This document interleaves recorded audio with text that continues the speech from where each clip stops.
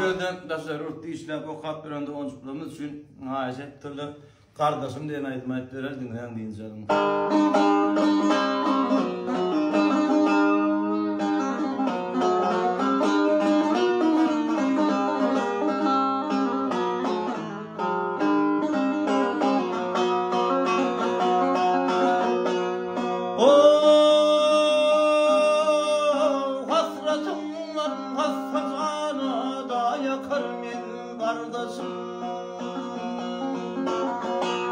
Gelmedi diye çartarlar hay bakarım ben kardeşim.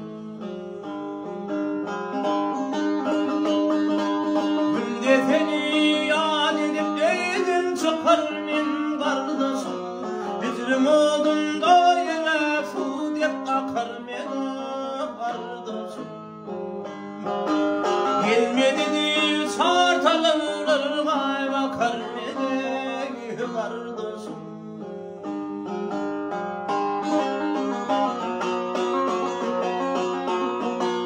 Hasretimden kaldı atan dağı sergildan. Ya söküp bağla benim iki gözümün yanını. Dostu yaylım geçmedi vaskımda bağlı kanunu. Ol sebepten men köyermen hatiram veyran olur. Ağlasam yalnız başım nereden tapar ben o kardeşim.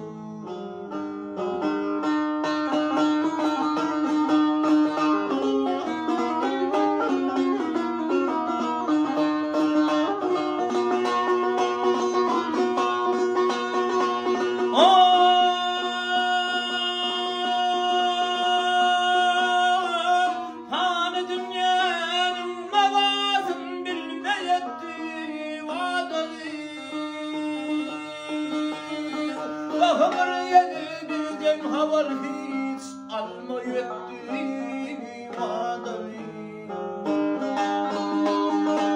İki aynımın kolunun gülme yetti vadalı. Soldu gülün gülçosu açılma yetti vadalı. Ağlasam yalnız başım nereden tapar men o kardeşim.